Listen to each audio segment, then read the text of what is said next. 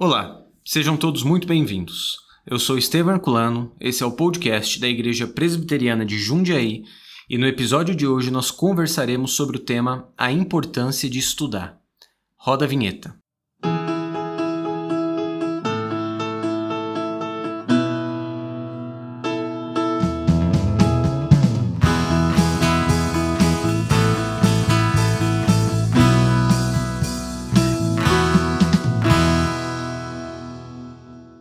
Estamos novamente aqui, caros ouvintes, alegres por estarmos juntos mais uma vez. Estamos aí chegando no final do ano e hoje temos novamente um velho companheiro aqui do podcast, o João Vitor, que está aqui conosco para colaborar um pouco com a gente nesse tema. Tudo bem, João? Tudo bem. E aí, pessoal? Tudo bom? Muito bom estar aqui de novo com vocês, com o Estevam, com o Luiz aí, companheiros de podcast. É isso aí, vamos falar sobre esse tema aí. Obrigado, João. Uma alegria receber você de novo. Nós pensamos nesse tema sobre falar um pouco sobre estudo. Bom, nós temos um podcast sobre leitura, em que eu e o Miller conversamos sobre a importância da leitura. E conversando com o João, quando a gente estava pensando sobre o que falar, nós queremos ir mais para um lado de estudo propriamente dito. Não só leitura de ficção, não só esse tipo de coisa, mas estudo geral e também estudo teológico, certo, João? Sim. E a importância disso para a vida do cristão, para a fé cristã e para a maturidade cristã. Acho que é por aí que a gente vai caminhar, né? E eu quero começar lendo um texto para a gente começar a conversa, em 2 Timóteo, capítulo 4, verso 13, quando o apóstolo Paulo fala a Timóteo: Quando você vier, traga a capa que deixei em Troade na casa de Carpo. Traga também os livros, especialmente os pergaminhos. Esse é um texto que sempre me faz refletir, João, sobre como estudar a Escritura, né? Aqui no caso, sempre foi algo de máxima importância no ministério do apóstolo Paulo. Está preso aqui. A gente tem aquele trecho, né, em 2 Timóteo, em que Paulo fala sobre, dá exortações a Timóteo, fala sobre a situação dele estando preso, várias coisas difíceis que ele passou na vida. Então, para uma pessoa normal, assim, comum, poderia pensar, olha, a última coisa que eu faria na cadeia, na iminência de morrer, e Paulo morre pouco tempo depois, sim, é ficar lendo, ficar estudando. Para quê? Eu vou estudar para quê? Eu vou curtir, vou, sei lá, tentar dar um jeito de aproveitar os últimos momentos, né? Mas não, ele pede os livros, os pergaminhos. E por quê? Qual a importância, João, da gente sempre estudar, da gente gostar disso e ser uma tônica na vida do cristão, da pessoa que ama Deus? Esse texto ele é interessante porque, geralmente, eu não sei você, mas a gente tende a meio que passar meio rápido, né? Pelos sinais das cartas de Paulo. Paulo ele tá dando um oi, um tchau ali, pessoal, saudações aqui, faz isso aqui e tal, aquelas indicações mais práticas, né? Mas, como você falou, o contexto da carta de 2 Timóteo é um contexto assim, de final da vida, né? É como se Paulo estivesse querendo dizer assim, pelo que eu vou ser lembrado, entendeu? Tô aqui no final da minha vida, o que eu tô valorizando no final da minha vida, né? Uhum. E isso a gente vê que é uma marca do ministério de Paulo como um todo, né? Uhum. Paulo foi treinado aos pés de um dos principais mestres do judaísmo, né? Gamaliel. Então ele tinha muito conhecimento, ele tinha muito estudo, algo que fica muito claro por aquilo que ele fala nas cartas, né? Mas algo que fica claro também pela maneira como ele desenvolve os argumentos teológicos dele. Então, isso é algo interessante, né? O que a gente tem de Paulo, escrito de Paulo hoje, não é um tratado teológico no sentido que a gente conhece hoje, de o cara sentar para poder escrever aquele livro.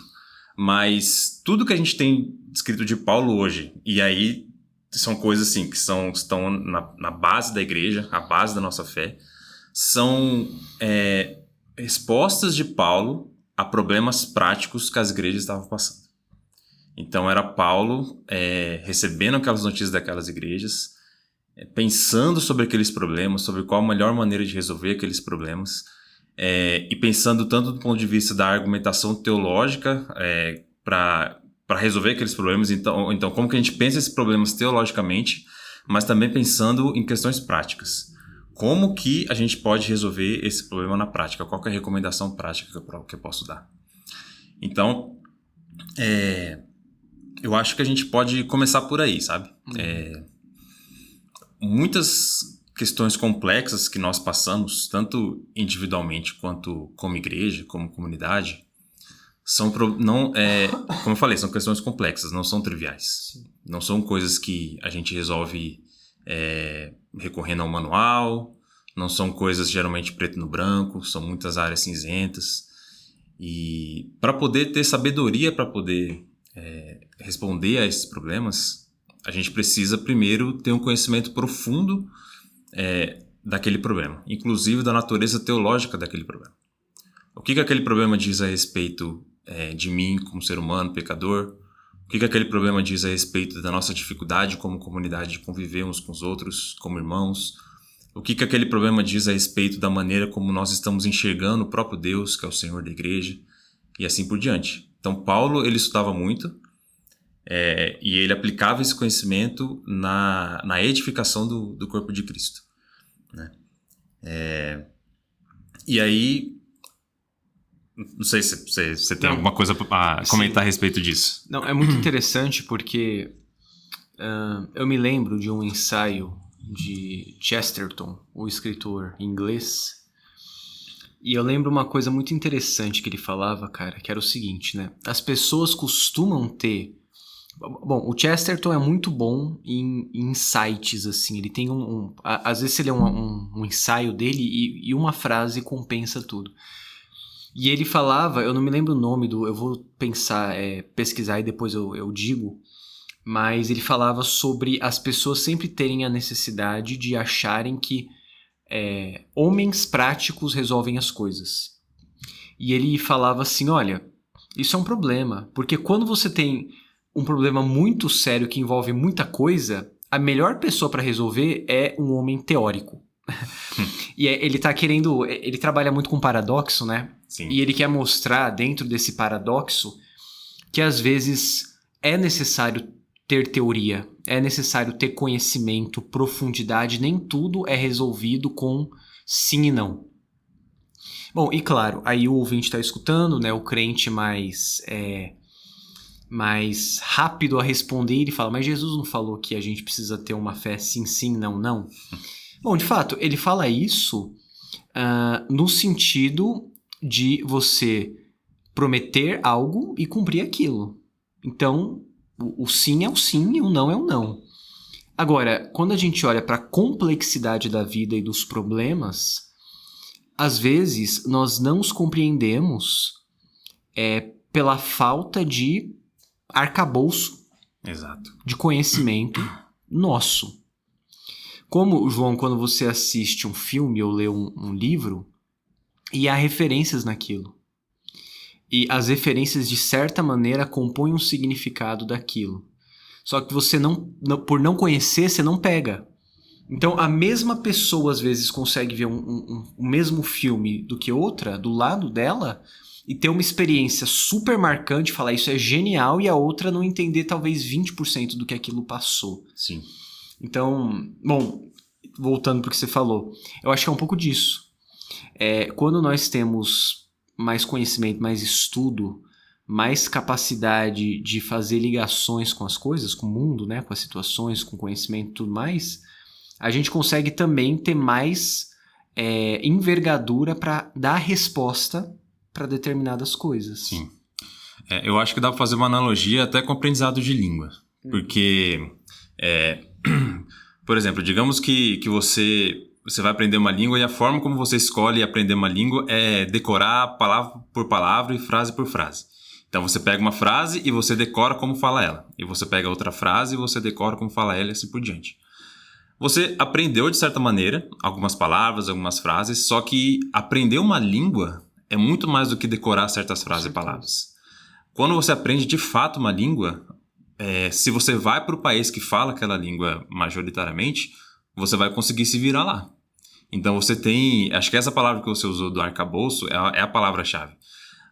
A importância de você estudar a fundo um tema, ou então vários temas que são caros para sua vida de fé, ou então para sua vida cotidiana, é você criar justamente esse repertório. É um repertório que, no momento em que surgir alguma questão de importância ali, e aí pode ser uma questão prática, ou então pode ser uma questão intelectual mesmo, uma dúvida que você precisa responder, um amigo que você está evangelizando que traz assim, uma questão muito difícil para você compreender, etc., para você responder, etc. Então, no momento que surgir isso, você vai ter esse repertório para poder dar a resposta que você precisa dar. Se a gente voltar, né, para Paulo de novo, você olha as discussões, hoje nós laboramos sobre o que Paulo, Pedro, os apóstolos escreveram, obviamente, iluminados pelo Espírito Santo, inspirados pelo Espírito Santo, mas se utilizando das características do conhecimento que eles tinham. O Espírito Santo não anulou a personalidade e a característica de cada autor, né? É orgânica a revelação. Então, você lê, por exemplo, Romanos, o cerne da questão ali que Paulo responde, da justificação, jamais seria respondido se Paulo não conhecesse o sistema sacrificial judaico, se ele não conhecesse o modo de pensar judaico, e se ele não conhecesse também o ambiente grego. E a língua grega, né? Porque as cartas são escritas em grego, no Novo Testamento. Então, parece, cara, que assim, qualquer pessoa faria aquilo. Mas perceba, Paulo é usado por Deus justamente por uma série de coisas. Deus o escolheu tudo, mas também porque ele é uma pessoa-chave, João, que abrangia vários conhecimentos necessários para que isso acontecesse. Sim.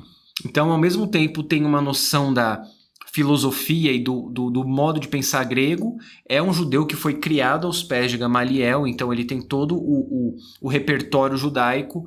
Ao mesmo tempo, ele tem uma capacidade de escrita retórica grande, e Deus usou tudo isso. Ou mesmo Lucas, né? Lucas também. Sim. Era um médico que escreveu o Evangelho, a obra Lucas Atos, e foi direcionado a Teófilo. Uhum. Então, mais uma vez, não é um tratado teológico como as institutas. Era direcionado a uma pessoa conhecida. E Deus usou esse processo para fazer parte da sua revelação, né? Deus inspirou isso e fez parte da Bíblia. Sim. Então, é muito importante a gente ter esse zelo, né? Com conhecimento e saber. É uma maneira da gente se preparar, né? Se preparar para cumprir aquilo que Deus quer que a gente cumpra, né? Com certeza. Nas diversas áreas em que Ele nos chamou para cumprir aquelas coisas, né? Eu me lembro, pensando nisso, eu me lembro do texto de 1 Pedro 3,15, né? Que fala, pelo contrário, né? Vou ler do 3 que dá um contexto melhor, né? Ora, quem há de maltratá-lo se vocês forem zelosos na prática do bem, mas mesmo que venham sofrer por causa da justiça, vocês são bem-aventurados. Não tenham medo das ameaças, nem fiquem angustiados. Pelo contrário, santifiquem a Cristo como Senhor no seu coração, estando sempre preparados para responder a todo aquele que pedir razão da esperança que vocês têm. Então é basicamente isso. A gente vive num mundo difícil por si só, complexo por si só, e ainda por cima num mundo, né, numa cultura, num contexto em que essa dificuldade ela foi ampliada pela maneira como diversas instituições, né, e o próprio, não sei, o mar cultural que a gente está vivendo hoje é um mar que é muito hostil ao cristianismo. Então a gente, nesse contexto difícil, nós temos o chamado não apenas de aprender a perseverar e confiar no Senhor, mas Ele também nos chama para a gente estar preparado para poder dar a resposta daquilo que a gente está vivendo. Por que a gente crê no que a gente crê? Por que a gente é capaz de morrer e ser perseguido, de sofrer perdas terríveis, né, financeiras, no trabalho, para defender aquilo que nós cremos como sendo a vontade de Deus? Se a gente não souber responder isso para a gente mesmo e para os outros, uma hora a gente vai se ver perdido, né? Vai se ver até um pouco vulnerável, né? Sim. No final das contas, você percebe se você não está preparado, né? Nossa, mas por que eu estou fazendo tudo isso, então? Por que eu estou resistindo? Por que eu estou servindo a Cristo? né? E no final das contas, às vezes você está assimilando o cristianismo só como um comportamento. Porque se você não consegue sedimentar a sua fé e articular a sua fé, então, cara, é melhor você crer em qualquer coisa mística, porque o cristianismo é fé racional. Sim. A gente deveria ser capaz de articular a nossa fé e dialogar. Mas, João, eu quero perguntar algumas coisas para você mais pessoais. E pra gente voltar depois pra teologia, tá? Desde quando você estuda... Bom, pra quem não sabe, gente, o João é mestre em economia e eu não sei, pode falar que você vai... Quase doutor. Quase doutor em economia, vai defender sua tese ali, né? No mês de dezembro. Então, você, quando ouvir esse podcast, ore por ele. Mas é um irmão muito estudioso que, com a graça de Deus, vai ser sal e luz ali onde ele estiver trabalhando e ensinando, né? E, diante disso, ninguém melhor para falar um pouco pra gente sobre esse tema. E por isso que eu tô te perguntando, você sempre gostou de estudar? Quando você tomou gosto pelo estudo e descobriu que estudar seria a sua vida? Porque é isso, né? Vai ser sempre estudar, se atualizar, ensinar, é isso que você vai fazer. Sim. Se Deus permitir até o final, né? Quando foi? É difícil de colocar de ter certeza de quando começou, porque eu lembro que assim, quando eu era criança, eu já gostava muito de ler, né? Já gostava muito inclusive também de estudar. Não só de ler coisas assim, livros, né? Revista, ficção, assim, recreio. Eu lembro, isso, eu ia falar exatamente isso. O meu pai, eu agradeço muito a Deus pela vida do meu pai, que ele sempre me encorajou muito a leitura, e ele lê muito hoje, né? Então ele sempre me encorajou muito, e uma das maneiras que ele me encorajava era me comprando a revista Recreio pra mim. E assim, eu não lia só as coisas que eu gostava, não, eu lia de cabo a rabo, porque eu queria ler tudo, assim. Desculpa te cortar, cara, era muito bom isso. Eu queria ter guardado. Eu nunca tive muito porque era caro, né? Uhum. Mas meu primo tinha. E, nossa, como eu queria ter revista Recreio guardado pra mostrar pros filhos. Porque Sim. tinha várias sessões muito legais. De tudo, cara. Conhecimento geral. Aí tinha uma época que tinha coisa de terror. Que era de terror, mas era pra criança. Então eram umas coisas muito... Tinha os Letronics, você lembra? Sim, nossa, As letras eu tinha também. Tinha aquele lá dos eletrodomésticos também que virava robô, esqueci o nome. Nossa, mas Exato. Era muito bom. Enfim, muito bom. mas te cortei aí. Mas é uma forma boa de começar, né? Porque é algo lúdico pra criança, né? Mas eu sempre gostei de ler e eu lembro que assim, eu comecei a perceber isso no meio da faculdade, porque o que acontece? Na verdade, assim, durante todo o meu ensino básico, né, ensino fundamental, ensino médio, como eu falei, eu também gostava de estudar. Chegou um tempo ali, mais ou menos na sexta série, foi quando eu perdi a minha primeira média. Inclusive, parênteses importante, eu perdi minha primeira média porque eu comecei a andar com o pessoal que não queria saber de muita coisa. Não é porque não estou justificando o meu erro, mas de fato as influências fazem diferença, né? Foi o amigo que tu me deste, né? Foi o amigo que tu me deste. Exatamente. Eu tinha alguns amigos que eles eram mais estudiosos, mais compenetrados, eles mudaram de escola. Entendi. E eu comecei a andar com essa turma mais bagunceira. E eu comecei a parar de estudar, de prestar atenção, porque muita coisa... Eu ia bem nas provas porque eu prestava atenção na aula, basicamente. Sim. Então eu anotava bem e consegui fazer. Mas enfim, eu perdi minha primeira média, e aí a minha última média eu perdi no primeiro ano de ensino médio. Que daí foi quando eu voltei a de fato colocar minha cabeça no lugar e voltar a prestar atenção nas aulas. E eu tinha prazer de fazer aquilo, eu tinha prazer de estudar. Perder média e tirar nota vermelha. Tirar nota vermelha, exatamente. Inclusive do bimestre, né? Ah, tá. Então foi bem difícil. Porque assim, meu pai brigava muito comigo, né? Cobrava muito e tal. Mas enfim, Então, e aí no ensino médio eu gostava muito de estudar, eu gostava mais de humanas, né? Quando eu fui fazer o vestibular, eu não sabia o que eu queria, eu ia para a área de engenharia, que era onde tinha mercado, entendeu? Só que assim, eu falei, eu ia prestar só num lugar, na Unicamp, e eu ia prestar engenharia de manufatura. Eu falei, eu vou tentar prestar mais uma coisa para não ficar só com uma opção. E aí eu fui na Unesp para poder prestar a prova da Unesp também e fui ver quais eram os cursos que eles tinham. Eu nem decidi de antemão, fui na lista para poder pegar os cursos que eles tinham e aí bati um olho em ciências econômicas. Eu falei, olha só, é uma coisa que une ciências sociais e humanas, que é o que eu gosto, com a possibilidade de trabalhar, entendeu? Porque eu gostava mesmo de história, entendeu? Só que eu falei, eu não queria ser professor. Olha só, na época eu não queria ser professor. Economia é ciência social aplicada. Social, né? Aplicada, exatamente. Na época eu não queria ser professor, então eu não queria fazer história para não ter o risco de ter que ficar dando aula, né? Não ter mercado. Mas aí eu fui para economia. E aí, na economia, eu comecei a ter prazer em estudar economia especificamente. Mas eu entrei para poder prestar concurso para banco. Basicamente, né? Banco público, BNDES, Banco Central, né? Por ser um trabalho tranquilo e porque era uma área que eu poderia usar, né? Aquilo que eu estava aprendendo. Mas, assim, estudando na faculdade, né? Estudando os textos, estudando as coisas que estavam propostas ali nas disciplinas, eu comecei a pegar gosto pelo estudo em si. Entendi. E foi ali que eu descobri a possibilidade de uma carreira acadêmica. Até então, isso não passava pela minha cabeça. Você poder fazer mestrado, doutorado, poder entrar na faculdade como professor, poder viver de pesquisa.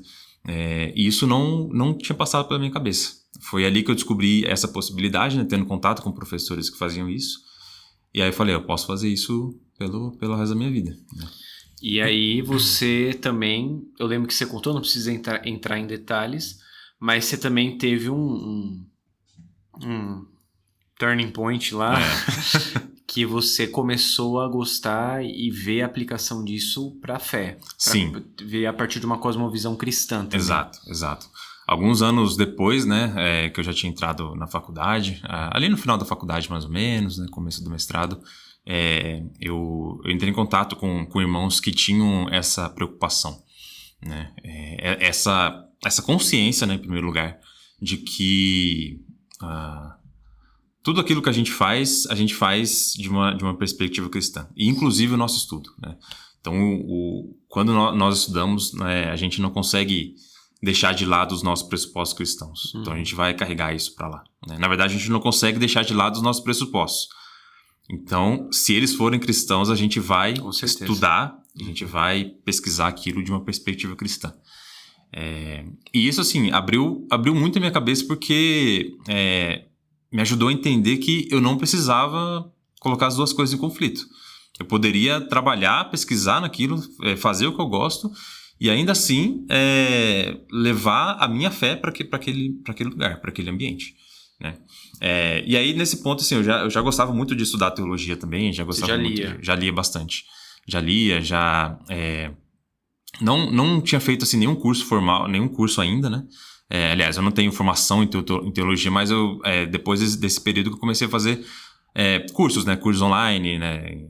Aí em 2020 que eu fiz o Invisible College, mas eu fiz outros cursos mais rápidos, né? Desde então. Então, foi mais ou menos nessa época aí.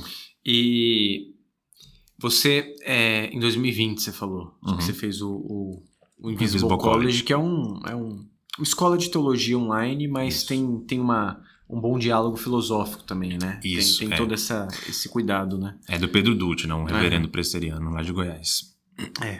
Sim, eu acompanho ele é muito bom. Inclusive, fica a dica aí para quem quiser pesquisar um pouco, ter uma formação. Eu nunca fiz o curso, mas eu acredito que seja muito bom por conhecer o trabalho do reverendo Pedro, eu acho que vale a pena. E aí, você viu, né, projetou essa carreira acadêmica e viu que seria possível também ser crente nisso aí, certo? Certo.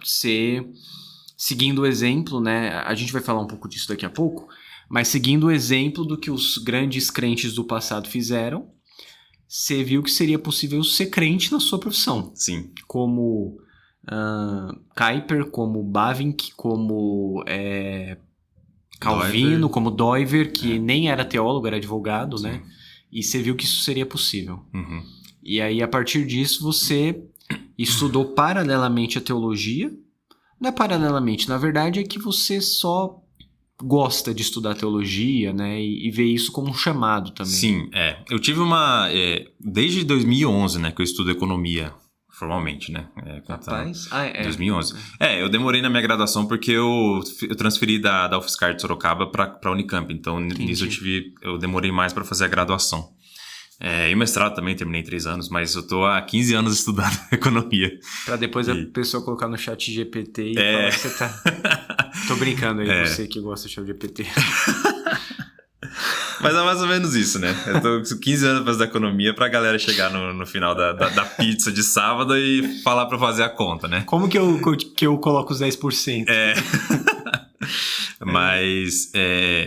Mas então, eu tô há muito tempo estudando economia, mas quando eu comecei a adquirir esse gosto mais acadêmico, né, pela teologia, né, eu fiquei num momento assim, de muita empolgação, sabe? Então, era um momento que eu estudava o mínimo ali que eu tinha pra faculdade e todo o tempo eu tava lendo teologia, tava, assim, pegando recursos também, né, escutando podcast, coisas assim, né, outras coisas, mas todo esse tempo eu tava pegando teologia e depois eu dei uma reequilibrada de tentar, de entender que a economia, ela é, digamos, a minha profissão, é aquilo que eu preciso focar. Sim. Mas hoje eu vejo um caminho de trabalhar esse ponto interdisciplinar entre teologia e economia.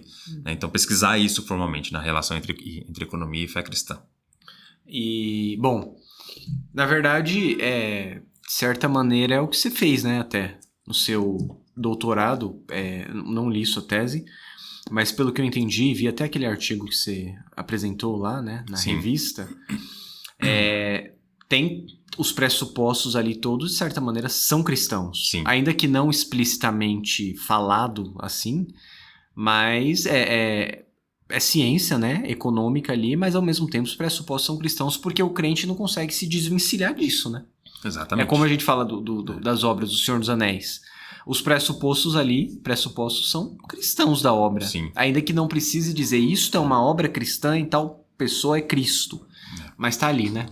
E isso, Estevão, isso pra mim é extremamente importante, porque ajuda a entender ainda mais qual que é a importância de estudar. O ponto a gente nunca vai conseguir estudar, pensar sobre alguma coisa sem depender dos nossos pressupostos. A questão é qual o pressuposto que você está carregando para pensar sobre aquilo. Sim. Se você não for intencional, deliberado em conhecer mais o Senhor, conhecer mais as bases da sua fé, conhecer mais o porquê que você pensa da maneira que você pensa, conhecer mais a Bíblia. Se você não for intencional, você vai estar inevitavelmente carregando outros pressupostos para a sua forma de pensar todas as coisas. Né? E isso envolve muito a questão de cosmovisão que a gente tratou em outro podcast, né? Então o estudo ele ajuda nisso. O estudo ajuda você a criar ali na sua mente tudo aquilo que você precisa para poder ter a convicção de que você está pensando aquela coisa que você quer pensar a partir de uma visão cristã. Sim. E teve algum momento, né, pra gente avançar aqui um pouquinho, quando você estava no mestrado ou agora no doutorado, que estudar se tornou só ofício e ficou cansativo e chato? Teve. E volta e meia parece um pouco, né? É complicado, porque sempre quando a gente trabalha com aquilo que a gente gosta, todo mundo que faz isso acaba encontrando esse desafio, né? Porque o trabalho, assim como o estudo, foi afetado pela queda, né? Então, pelas dificuldades que a queda traz, né? Tem aquela frase famosa, né? Trabalhe com o que você gosta, que você nunca precisará trabalhar. Então, trabalhe com o que você gosta durante o tempo para você ver o que acontece, né? A dimensão trabalho volta muito rápido, né?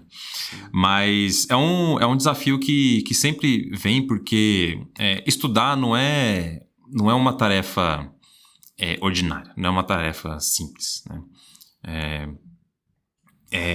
Estudar envolve uma dedicação, envolve um esforço. É mais do que simplesmente ler. Você pegar um livro e ler ele rapidão, assim, por exemplo, devorar um livro, né?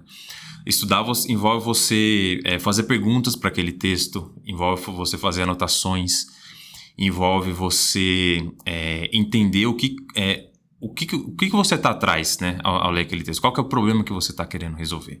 Qual que é a questão que você está querendo ter respondida? Estudar também envolve você fazer relações com coisas que você já aprendeu ou com outros autores, com aquilo que você está escutando, às vezes, numa pregação ou com aquilo que você está passando. Então, estudar não é uma tarefa trivial. É algo mais difícil. E além disso, quando você trabalha com o estudo, é um trabalho criativo. E o trabalho criativo, ele tem uma natureza por si só. Não é um trabalho assim, preto no branco. Não é algo que você faz, tem todo o passo a passo certinho e é só você seguir o passo a passo e você entregar e tá pronto. O trabalho criativo envolve muitos becos sem saída. Sim. Você tá andando por um caminho, achando que aquele caminho vai dar em algum lugar e quando você chega num lugar que, numa hora que não dá em nada. Ou então você tá trilhando o caminho e quando vê, você percebe que você deixou de falar ou você, na verdade, não sabe de uma coisa que é fundamental para o seu argumento, por exemplo. Então, todas essas dificuldades, elas acabam, assim, pesando, sabe? E teve muitas vezes nessa minha trajetória que eu fiquei pensando, nossa, mas por que eu entrei no doutorado? Eu já tinha sofrido no mestrado e ainda escolhi entrar no doutorado, por exemplo. Podia ter feito tantas outras coisas.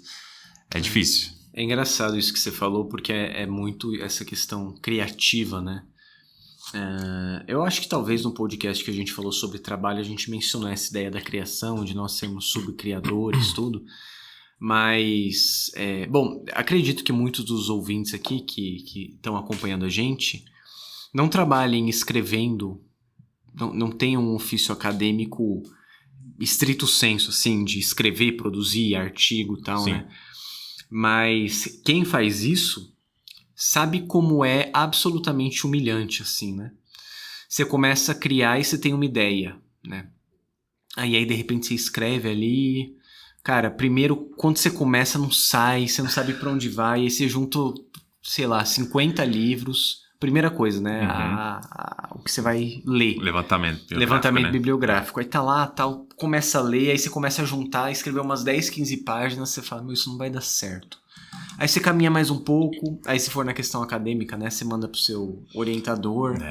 Aí, basicamente, é destruído tudo que você fez, mas vai... Aí quando você vai avançando, é interessante... Você vê que realmente o estudo, no fim das contas, e essa subcriação que a gente acaba fazendo, é de pouco em pouco, né, cara? Eu acho que isso é uma coisa legal para a pessoa que está ouvindo a gente saber. Todo estudo demora para surtir efeito. Sim. E o produto dele demora para aparecer. Você mencionou a língua. Quando você está estudando uma língua, é muito demorado o processo. Sim. Não sei que você seja um gênio, assim, é o quê? Anos para você aprender uma língua, e se você fica 1, 2, 3 anos sem falar, você enferruja e esquece. Sim. Não é que você não sabe, é porque você não tem mais a prática, você esquece as conexões, aquele negócio todo, aí pega no tranco depois quando precisa. Então, assim, é um processo árduo, duro, difícil, que exige muito de você, mas ao mesmo tempo faz parte... do ofício para o qual Deus nos chamou. Sim. Que é cultivar o jardim do mesmo jeito, né? Ainda, apesar da queda, produzir coisas, trabalhar, ser criativo e ser vice-gerente dele. Nós ainda fazemos isso quando a gente estuda e produz coisas. Sim. Né? Então, é muito interessante pensar assim. Tem eu não sei como que a gente tá assim para caminhar, né? Não, pode falar, fica à vontade. Separou, mas você falando isso, eu lembrei uma das passagens que eu acho que são mais claras em relação a isso nas Escrituras é lá em Hebreus, né? É uma passagem famosa até, em Hebreus 5, 11, que tem tudo a ver com o que você falou, de exercitar, desse processo demorado, árduo, né? Que vai construindo essas coisas, né? No nosso coração, na nossa mente. Ali em Hebreus 5, né? Hebreus uma carta, o pessoal chama de carta sermônica, né? Um sermão que foi provavelmente, né? As evidências mostram que é um sermão que foi transformado numa carta para poder tratar de problemas específicos. E ali nesse ponto, o autor ele está entrando naquela questão difícil do sacerdócio de Cristo segundo a ordem de Melquisedeque, né? Bem difícil. Então, exatamente. É tão difícil que quando ele cita essa ordem de Melquisedeque, ele entende por bem fazer uma pausa no argumento para poder repreender, assim, por antecipação, né? Se antecipar ao que os leitores estavam pensando e repreender eles. E qual que é a repreensão que ele faz? Hebreus 5:11, né? A esse respeito temos muitas coisas a dizer, coisas difíceis de explicar, porque vocês ficaram com preguiça de ouvir.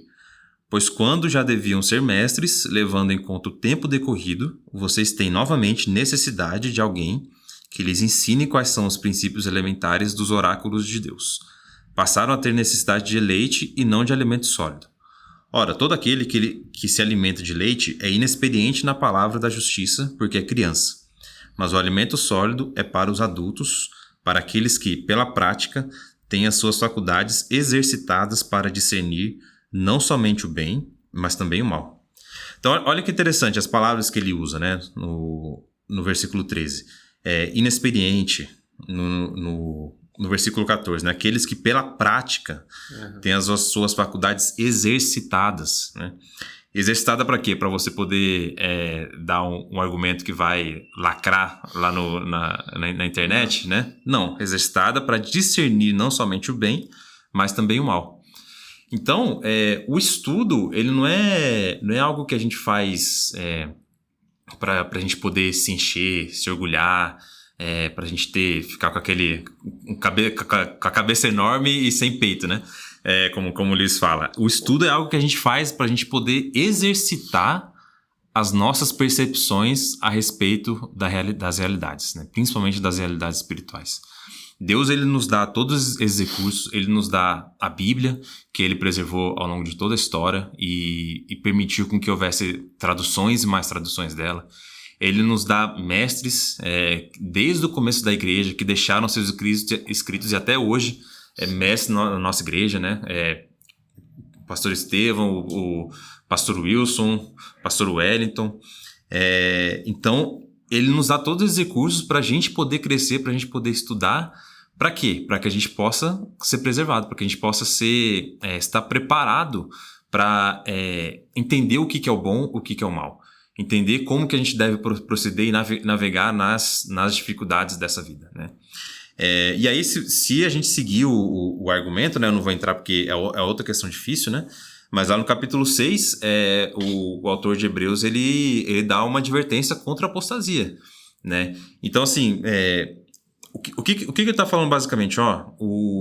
Você ter as suas faculdades discernidas, você ter essa maturidade, você progredir na fé cada vez mais, é fundamental para que a gente seja preservado. É um dos meios pelos quais Deus ele nos sustenta na caminhada, na fé. Ele nos ajuda a perseverar. É engraçado, João. Eu acho interessante isso que você está falando, que me faz lembrar de uma situação em que eu estava na classe, no seminário, e eu gosto de hebraico, né? Eu gosto bastante. Não que eu saiba muito, mas eu gosto. Então, eu estudava no seminário. E eu me lembro que um professor estava explicando uma coisa, e aí aquela parte da matéria, por estudar por conta, eu meio que já entendia, né? Não era nem hebraico, já era exegese do Antigo Testamento. E ele fez uma pergunta lá, e eu respondi, era aquilo, né? Pra sala mesmo, que ele ficava perguntando para as pessoas. Uhum. Depois ele perguntou outra coisa sobre o texto, sobre termos hebraicos do texto, e eu respondi como se fosse a mesma coisa. Aí ele falou, presta atenção, não é igual, parece, mas nem sempre é a mesma coisa, né? Uhum. E cara, aquilo parece uma coisa boba de aula, mas eu acho que o autor aos Hebreus, esse texto nos mostra um pouco disso. Às vezes a gente se torna preguiçoso na vida cristã, e sempre que aparece um dilema ou uma situação, nós queremos trazer para o nosso lugar comum e responder do mesmo jeito que a gente sempre respondeu todo o resto. Exato. E a Bíblia é um oceano ilimitado de sabedoria e dos tesouros de Deus. E a gente se limita, às vezes, a não estudá-la e não considerá-la profundamente por achar que a gente já sabe o suficiente. Uhum. É isso que o autor está falando, né? É. Olha, eu queria falar sobre coisas mais profundas, mas, no fim das contas, eu estou falando com gente imatura. Então, é por isso que vocês não entendem. Não é que o assunto é difícil demais a ponto de não ser compreendido. A questão é que vocês embotaram a mente de vocês. Sim. E, cara, isso é um alerta pra nós, né? Quando a gente para de considerar a profundidade da Bíblia, da teologia e de tudo mais, da vida cristã, querendo reduzi-la à nossa preguiça. Exato. Então, assim, nivelar por baixo, né? Não tem problema. Tem, mas assim, eu quero dizer no seguinte, não diga que você não compreende certas questões porque elas são muito difíceis. Assuma a sua inabilidade de estudar e de se deter naqueles assuntos. Né? E até a preguiça, né? A gente vê que é um problema, não é um problema... essa preguiça de ouvir não é um problema cognitivo. Não esse termo ele era usado em alguns textos gregos para se referir a pessoas que eram... qual que é a palavra assim, não tão ofensiva para falar? Que eram mais devagares, assim. De fato, alguns autores usavam, mas aqui o autor de Hebreus está falando de um problema moral. Né? Quando a gente tem essa preguiça de ouvir, não é só um problema assim que a gente está falando, é questão intelectual, né? Não tem muito problema. Você está demonstrando que você, na verdade, não tem disposição e não tem interesse em aprender mais daquilo, em se aprofundar naquilo. Né? E isso é profundamente problemático. No contexto da carta, o que estava acontecendo? Eram cristãos que estavam sendo tentados a voltar ao judaísmo por causa, muito provavelmente, da perseguição que estava se aumentando, né? Se aprofundando contra os cristãos. E o judaísmo naquela época ainda era uma religião oficial aceita, né? Então era um lugar mais seguro, né? Pelo menos até a revolta ali de 68 e a destruição do templo depois. Uhum. Mas, então eles tinham essa tentação. Então é exatamente o que você falou. Eu tô com preguiça de ouvir, então eu vou voltar ali pro meu lugar comum. Eu vou voltar a enxergar o sacrifício como era no Antigo Testamento, vou voltar a enxergar o sacerdócio como era no Antigo Testamento. Aquilo que eu já domino, né? Aquilo que eu já domino, exatamente, né? E eu não quero mais saber sobre as coisas de Cristo, sim, né? E eram coisas assim, a gente vê a partir do capítulo 7, né? Porque o autor de Hebreus ele dá essa repreensão, mas ele fala, vou explicar de qualquer forma, né? Basicamente. A gente vê que são coisas assim, maravilhosas, né? Quando a gente compreende aquilo que ele está argumentando a partir do capítulo 7 sobre o ministério de Cristo, sobre o sacrifício perfeito que ele traz, né? Sobre até o nosso papel, né? de sacerdócio real. São coisas maravilhosas que têm aplicações maravilhosas para a nossa vida, né? Só que a preguiça de ouvir e a preguiça de nosso contexto aqui, né? De estudar, acaba que impede a gente de aproveitar isso. Eu acho que então esse pode ser o ponto para a gente avançar um pouco, João, que o crente deveria ser essa pessoa faminta por aprender, por ouvir coisas novas sobre o evangelho, não novas barra heresia, mas coisas mais profundas. O próprio reverendo Pedro Dulce, que você citou, eu me lembro de uma vez escutá-lo dizendo... irmãos, a gente às vezes está acostumado a simplificar as coisas para a igreja e a igreja para de crescer. Ele falou, cite as pessoas que você lê, não de maneira chata. O problema é lógico, às vezes o cara cita e fala de certas coisas e ele é ruim falando. Chato, né? Uhum. Travado, aí é difícil. Mas assim, de certa maneira a igreja precisa crescer, aprender.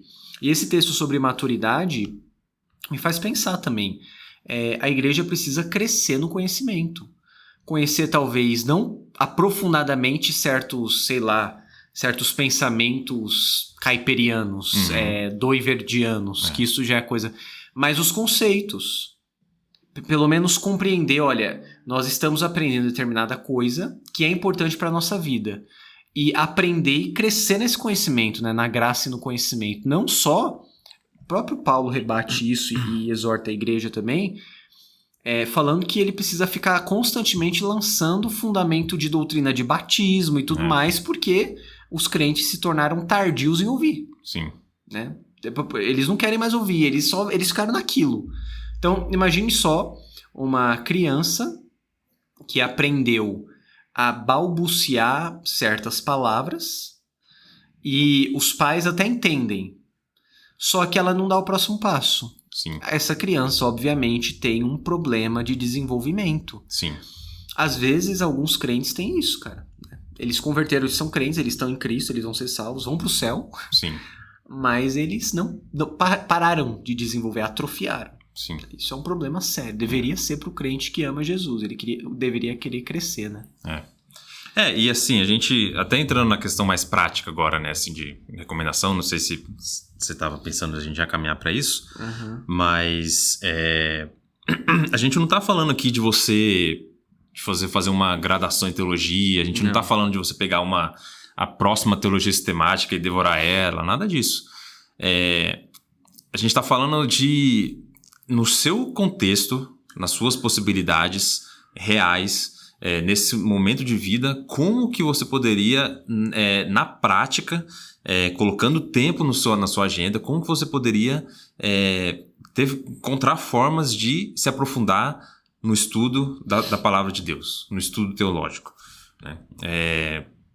Eu tenho certeza, meu irmão, que se você olhar para as coisas mais básicas da fé, por exemplo, pegar o credo apostólico, ou então pega a confissão de fé de Westminster, o catecismo de Heidelberg. Se você olhar para esses instrumentos mais básicos de fé e você se dispuser a estudar um tópico dali, você já vai ver o tanto de coisa que a gente precisa conhecer e aprender, né? Quanta coisa que, por falta de um exame, de um autoexame assim, demorado, cuidadoso, quanta coisa que a gente acha que a gente sabe que a gente não sabe, né?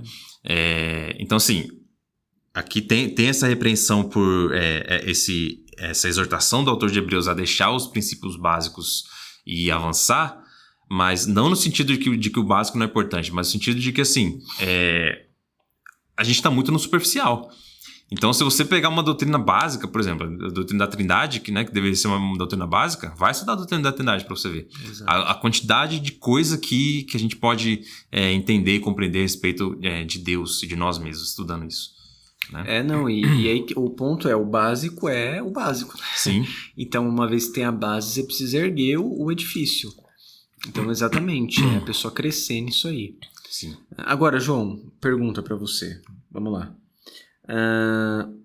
Você usa algum método de estudo ou é que Deus me abençoe e vai embora? Você deve ter desenvolvido alguma coisa nesses anos, assim, né? Sim. Estudar tem que ter método, né? Como eu falei, você tem que ser deliberado, né? Tanto na sua área quanto teologia, como que funciona? Sim. Eu tenho... Geralmente, o que eu faço? Eu pego o tema, né, que eu quero estudar e eu levanto um material que eu posso utilizar para aquilo. E aí, artigo, livro, até vídeo, podcast. Hoje é legal que muitos cursos eles dão isso como material, né? Tem muitos vídeos, podcasts que eles são profundos o suficiente para você de fato estudar sobre aquele assunto, né? Inclusive, por exemplo, já até dando uma dica, né? Que você deu a dica do Invisible College, né? Que de fato é um curso muito bom. Eu fiz a tutoria teológica essencial e é excelente, assim, teologia excelente, né? Presbiteriana mesmo. E eles disponibilizam guias de estudo completos no site deles de graça. Você não precisa assinar um curso para ter o guia. E o guia é justamente isso, é um guia cheio de recursos para você estudar na ordem ainda, não é só pega os recursos e estuda aí. Tem a ordem, começa por aqui, depois vai por aqui, entendeu? Legal. E aí tem podcast, tem blog, tem post de blog, tem várias coisas, né? Então é uma forma de você já não precisar fazer esse trabalho de curadoria de conteúdo, de você saber o que você vai estudar. Mas eu levanto esse material, faço a minha lista de leitura, né, de coisas que eu vou consumir, e aí depois eu vou seguindo uma por uma. Só que um princípio muito importante é você saber dar a cada coisa o tempo proporcional que ela merece. Se for uma coisa muito introdutória, não vale a pena você sentar e você destrinchar o negócio, entendeu? Você fazer, para cada parágrafo que você lê, você escreve 3 páginas de reflexão. Não vale a pena, porque é algo que está introduzindo o assunto. Então, isso é algo que a gente vai adquirindo com o tempo, né? A gente vai tendo esse costume com o tempo, né? Esse discernimento de saber o que de fato eu preciso me debruçar para anotar, para poder me aprofundar mais, o que eu consigo fazer uma leitura mais superficial. Mas eu tenho, assim, basicamente 3 graus de interação, pensando aqui especificamente em texto, né, que é o material que a gente mais estuda. Tem um tipo de material que eu só leio, ele sem anotar nada, eu faço ou porque é um assunto que eu já estou mais acostumado, ou então é um assunto mais introdutório, então eu só leio, ou então também para fazer uma leitura, uma varredura, né, digamos assim, aquela leitura... eu esqueci, tem um termo lá que é certinho, mas é uma leitura que você faz para você... Uma leitura exploratória. Para você saber o que aquele texto está falando, né? Então, quais são os temas principais daquele livro? Será que vale a pena eu, de fato, me debruçar nesse livro? Às vezes, com uma leitura exploratória, você lendo assim rápido mesmo, você já percebe que você não tem muita coisa que vai te acrescentar naquele livro. Então, você pode avançar. O outro nível é eu sentar no livro e eu anotar no livro mesmo, né? A sentar ler o livro e anotar no livro mesmo. Então, fazer anotações no livro, grifar as coisas que eu acho importante, fazer marcações do lado, né? Perguntas para o texto, insights que eu tive quando eu li aquele texto. No final de cada capítulo, então numa parte em branco que você encontrar no próprio livro, você tenta resumir o argumento daquele capítulo ou daquele livro, ou então resume coisas que chamaram a atenção naquele texto, né? Mas aí fica dentro do livro mesmo, porque apesar de ser um livro mais difícil, ainda assim é um livro que talvez ele vai ficar um livro de consulta, não vai ser algo que você vai usar para criar alguma coisa. Agora, o terceiro nível, que é o nível que eu uso para as minhas coisas do doutorado, né, para a minha pesquisa mesmo, aí é anotar mesmo. Então, você encontra um aplicativo, né? Aí pode ser um aplicativo, o Obsidian é um aplicativo que eu uso, é muito bom que ele faz link entre as notas. Usava o Zotero, não sei se você já ouviu falar. O Zotero dá para fazer anotação nele, mas o Zotero eu só uso para administrar a minha biblioteca de referência. Daí eu consigo fazer, citar automaticamente. Mas pode ser Obsidian, pode ser um arquivo no Word mesmo, que você vai abrindo lá e vai guardando nas pastas. Pode ser o Notion. Notion também é muito bom, que tem recursos muito bons, apesar de ser, eu acho, um pouco mais complexo. Tem o Evernote também. O Evernote eu uso não para anotações de estudos, de coisas que eu estudo para pesquisar, né? Para criar. Eu uso para anotar coisas que eu achei interessante. Então, um vídeo que eu achei interessante que fala... um vídeo explicando melhor o que é a solo escritura. Eu vou lá e guardo no Evernote. Então é como se fosse o meu arquivo, assim, né? De referência geral. Então, você encontrar alguma maneira de você poder anotar as coisas de maneira mais sistemática. E aí não é só perguntinha que você faz pro texto, não é só resumir o texto. É você colocar as suas observações. Então você lê o texto, você lê um capítulo, por exemplo... Você começa a dialogar com aquele capítulo. Você pode fazer um fichamento daquele capítulo, que é você resumir o que o autor está falando, e aí você resume nas suas próprias palavras, porque esse exercício de transformar o que você leu nas suas próprias palavras já é uma forma de aprender. Com certeza. Então você pode resumir isso, só que ao mesmo tempo que você resume, você coloca as suas próprias impressões. Olha, eu concordei com isso aqui eu achei interessante por causa disso aqui eu já não concordei porque tal autor fala isso que é diferente, eu vou mais por essa linha, e assim por diante, né? Então, esse exercício de dialogar, né, na escrita, o próprio exercício de escrever, ele te ajuda a assimilar melhor e a meio que ativar processos mais criativos no seu cérebro, digamos assim, né? Então são maneiras. Eu acho que o princípio mais importante é esse, é você entender que nível de importância que eu posso atribuir àquele material. Porque, gente, a quantidade de coisa que tem para ler, para estudar, assim, é infinita, e o nível, o ritmo que tem novos lançamentos é impossível de acompanhar. Então a gente precisa ser seletivo. A gente não pode ler de tudo. E às vezes você pode acabar perdendo tempo, gastando mais tempo do que você deveria no material que não vai acrescentar tanto. Então, vale a pena você fazer essa sondagem, né, no material, descobrir o quanto que você vai precisar se dedicar a ele, e aí sim você escolhe qual que é o seu nível de dedicação a ele.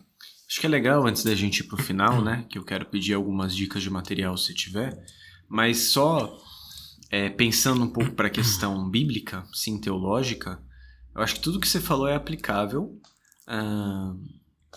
no sentido da leitura bíblica. A pessoa vai ler a Bíblia. Ela precisa ler o texto bíblico. Se for um crente sincero e quiser entender mais, ele vai precisar de algum material de apoio. Lógico, se for uma leitura só devocional, você pode ler, você vai entender de maneira ali mais superficial, mas se você quiser se aprofundar, você precisa de um material de apoio. E existem níveis de materiais de apoio também. Você não precisa pegar um comentário exegético para ler algo devocional, porque você vai ter discussões sobre partículas do texto grego ou hebraico, sobre traduções, sobre diferenças de manuscritos. Você não precisa disso. O que você precisa? De um fio condutor ali que te explique o texto, né? Então, eu acho que esses materiais de apoio são importantes e ajudam a clarificar a mensagem. Agora, há também a questão de compreender temas da escritura, que também é um tipo de estudo teológico muito legal. Eu lembro, cara, quando eu era novo convertido, que eu tive contato com a série Questões Cruciais que a Fiel lançava. Muito boa. Uns livrinhos pequenininhos do Sproul, né? Do R.C. Sproul. De quê? É porque era livreto, então era 60 páginas, mas em livro normal era 20, assim, Sim, que é bem sim. pequenininho. Assim, o que é justificação, o que é batismo? Esse eles não lançaram, né? Porque o Sproul é presbiteriano. O que é ceia do Senhor, o que é igreja, o que é últimos dias. Cara, eu acho que esse material é muito legal. Eu acho que ainda deve ter esse material Sim, publicado. sim. E é um tipo de material interessante para você. E tem vários desses materiais confiáveis na Fiel, né?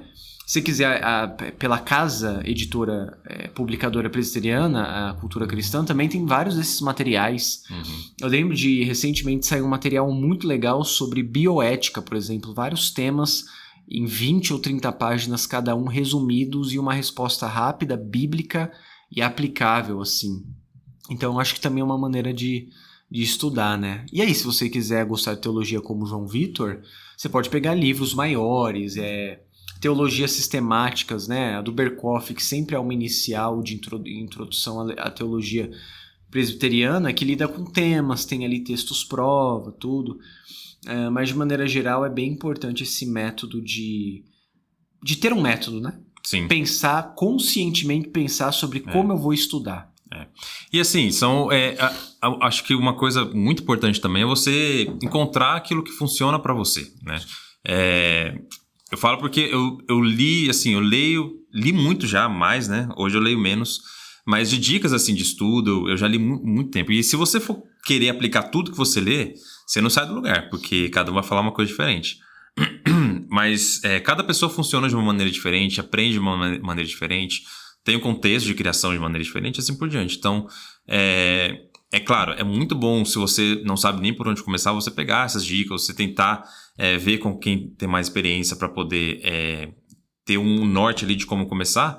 Mas no final das contas é melhor você criar o seu próprio sistema, a sua própria maneira, que funcione, do que você tentar encaixar uma coisa só porque um cara falou que dá certo daquele jeito e, na verdade, não dá certo para você e você não ir para frente.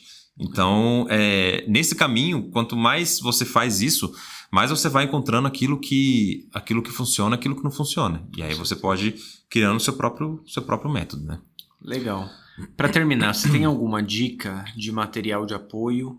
Embora você tenha falado, né, que a pessoa tem que encontrar, mas você usou alguma coisa, leu alguma coisa que te ajudou? Eu acho que eu pensei em 2 livros, né? Um é o Inteligência para Quê? O Inteligência para Quê? Não lembro agora exatamente, mas é do Pedro Dutti mesmo.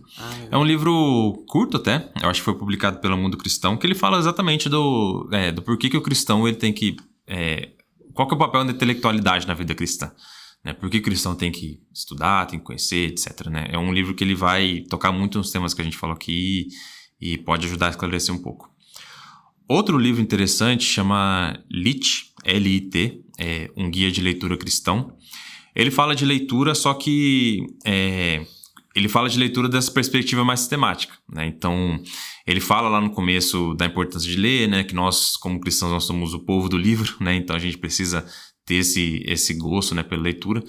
Só que ele também dá dicas práticas, né, de como escolher literatura, como escolher bons livros, né? Então é um material interessante também.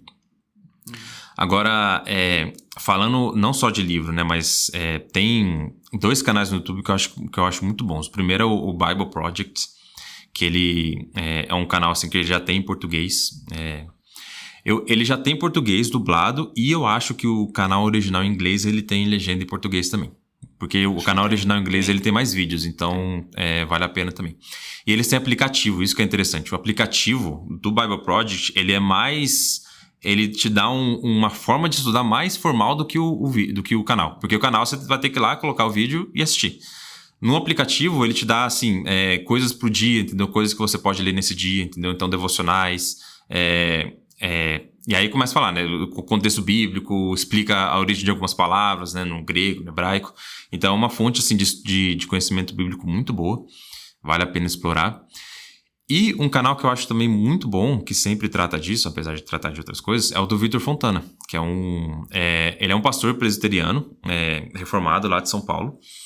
Ele tem um canal no YouTube, ultimamente ele tá fazendo muito vídeo de react, então pode ignorar isso. Mas volta e meia ele coloca vídeos ali, como como estudar uma passagem, daí ele te dá o passo a passo de como estudar uma passagem. E aí vai bem nessa linha que você falou, você vai ler a Bíblia, depois você vai ler com auxílio de uma Bíblia de estudos, então você vai ler as notas, depois você vai pegar um dicionário bíblico, depois você vai pegar um comentário, depois uma teologia sistemática, né, assim por diante. Então ele dá o passo a passo.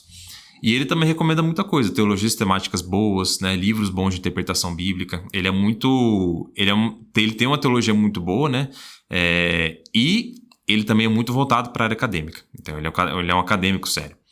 E aí eu recomendo que você coloque Victor Fontana e coloca lá, Bíblia de Estudo. Então Victor Fontana, como estudar a Bíblia, entendeu? Alguma coisa assim que aí você vai encontrar. Ou então entra lá no canal dele e dá uma explorada na lista de vídeos lá que vai achar. Mas é por aí. Assim, tem muita coisa que eu já li, até coisa que eu já anotei. Eu já fiz, assim, dicas de leitura. Eu mesmo escrevi essas dicas de leitura, de, sei lá, umas 3 ou 4 páginas, entendeu? Dicas de estudo e tal. E são coisas que, assim, se alguém tiver interesse, eu tô super à disposição para conversar, para poder recomendar, etc.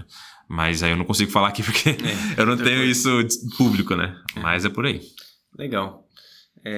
Tem um livro só que eu gostaria de indicar, que não é de teologia, mas é um clássico dos clássicos sobre leitura e estudo, que é o livro Como Ler Livros, do Mortimer Adler. Tem isso também. É um livro para a vida, sim, né? Ele fala de tipos de leitura. Você começou a falar da leitura exploratória. Cara, eu lembro que esse livro, simplesmente, quando eu era um adolescente, eu tive contato, li, e mudou minha visão, tipo assim, eu não preciso ler tudo do mesmo jeito. Sim. Isso salvou minha vida nesse sentido. A ponto de, assim, eu vou escrever alguma coisa, eu faço essa leitura exploratória, isso aqui não me serve, é bom o livro, mas não é porque eu preciso, aí eu não leio. E me forçou, hoje eu não consigo ler sem um lápis. Uhum. Não consigo. Impossível. Assim, se eu for ler de fato, até abrir qualquer coisa, tem um lapisinho, você chega lá na minha estante, na mesa, os livros estão tudo amassado com lapiseira, lápis dentro, assim, sabe? E aí a hora que eu vou abrindo vai caindo tudo, porque estudo é trabalho. Sim. Se você for estudar seriamente e realmente querer entender o que está escrito, você vai trabalhar. E a gente precisa ter essa seriedade com a Bíblia. Então estude sua Bíblia, né? Pegue, escreve. Não tem problema escrever na Bíblia, anota ali, grifa, porque isso com certeza vai edificar você e mudar a sua maneira de se relacionar com a fé cristã. Amém. Mais alguma coisa, João? Tranquilo? Não? Isso aí, temos uma pauta. Gente, Deus abençoe. Nós agradecemos você que ficou até aqui, nos ouvindo. Esperamos que esse podcast te ajude. Mais uma vez, se tiver alguma dúvida, quiser a lista ali do João, das dicas de leitura, procure ele na igreja. E nos procure, né? Nós sempre gostamos de ouvir os retornos de vocês e saber se esse podcast tem edificado ou não sua vida. Compartilhe para que mais pessoas escutem. Siga a IPJ nas páginas do Instagram, do YouTube. Ative o sininho de notificação no Spotify. E nós nos vemos no próximo episódio. Um abraço, Deus abençoe.